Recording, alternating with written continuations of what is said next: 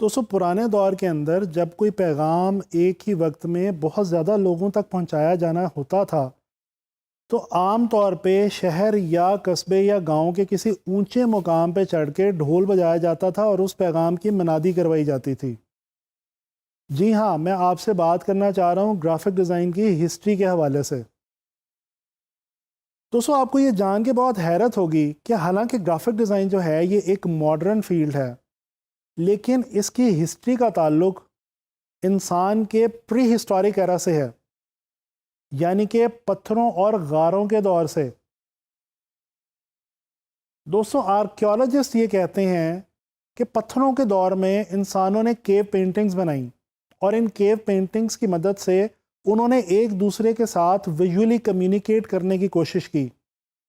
इन paintings के अंदर अगर गौर किया जाए तो इनके जो टॉपिक्स हुआ करते थे वो या तो फूड हुआ करते थे, या शेल्टर, और या फिर हंटिंग, यानी कि वो तमाम चीज़ें जो उस वक्त के इंसान की बेसिक ज़रूरियात थीं। स्पेन, बल्गारिया, फ्रांस और इंडोनेशिया जैसे ममालिक में ऐसे केव पेंटिंग्स मौजूद हैं जिनके अंदर इंसान ने एक दूसरे से विजुअल की मदद से कम्युनिकेट करने की कोशिश की है। दोस्तों, इससे अगर ज़रा आगे आ जाएं तो हम ये देखते हैं कि इजिप्शियन सिविलाइजेशन में हियरोग्लिफ्स के नाम से दुनिया की पहली विजुअल लैंग्वेज के सबूत पाए जाते हैं। हियरोग्लिफ्स को दुनिया की पहली ऐसी ज़ुबान कहा जाता है जिसको इजिप्शियंस ने विजुअली अपनी अमारात और मुख्तलिफ मकामात पे विजुअल की फॉर्म में इस्तेमाल किया। अगर इससे और आगे चलें तो चाइना के अंदर पहली बार पेपर इजाद हुआ। पेपर का इजाद होना ग्राफिक डिज़ाइन के लिए एक बहुत ही अहम स्टेप था। इसके बाद यूरोप के अंदर पहली बार बाकायदा तौर पे प्रिंटिंग का आगाज़ हुआ। इसमें ख़ास तौर पे जो अहम तरीन मुकाम हासिल है वो जर्मनी को हासिल है। एक जर्मन गोल्डस्मिथ ग्लटनबर्ग ने पहली बार अपनी प्रिंटिंग प्रेस में मूवेबल टाइप का इस्तेमाल किया। इसके अलावा क्लॉड गैरामाउंट ने दुनिया की पहली टाइप फाउंड्री का आगाज़ किया, यानी कि एक ऐसी कंपनी बनाई जहां पे टाइप फेसेस को डिज़ाइन किया जाता था।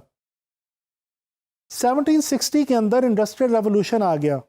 इंडस्ट्रियल रेवोल्यूशन आने के साथ साथ जैसे इंसान की ज़िंदगी की बाकी फील्ड्स पे असर पड़ा, इसी तरह से ग्राफिक डिज़ाइन के ऊपर भी बहुत गहरा असर हुआ। विलियम मॉरिस उसी दौर का एक बहुत ही मशहूर आर्टिस्ट है। उसने इसी दौर के अंदर पहली डेकोरेशन फर्म का आगाज़ किया जहां पे वो मुख्तलिफ डेकोरेटिव डिज़ाइन अपने क्लाइंट्स के लिए बनाया करता था। इसके बाद दुनिया की जो पहली एडवर्टाइजिंग एजेंसी मार्ज़ वजूद में आई उसका नाम NW आयर एंड सन्स था। दोस्तों, ग्राफिक डिज़ाइन की हिस्ट्री में एक बहुत ही अहम मुकाम फर्स्ट वर्ल्ड वॉर और सेकेंड वर्ल्ड वॉर को भी हासिल है। इन दोनों दुनिया की अजीम तरीन जंगों में जिन ममालिक ने एक दूसरे से लड़ाई की, उनकी अफवाज को लोगों की किल्लत थी, लिहाजा वो अपनी आवाम तक ये पैगाम पहुंचाना चाहते थे कि वो लोग अपनी फ़ौज का साथ दें और फ़ौज में भर्ती हो जाएं। इस मकसद के लिए उस दौर में उन ममालिक की फ़ौजों ने वॉर प्रोपेगेंडा पोस्टर्स बनाए और उस दौर में इन पोस्टर्स को जहाज़ों की मदद से गिराया जाता था ताकि लोगों तक ये पैगाम आसानी के साथ एक ही वक्त में पहुंचाया जा सके।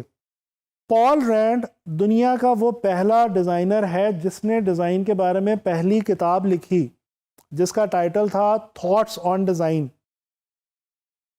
दोस्तों, इससे आगे चल के देखें तो स्टीव जॉब्स ने जब मैक की बुनियाद रखी और पहला मैक सिस्टम इंट्रोड्यूस करवाया तो उसके अंदर पहली बार यूज़र इंटरफेस ग्राफिक्स की मदद से इंट्रोड्यूस करवाया गया, जिसको बिटमैप ग्राफिक्स भी कहा जाता है।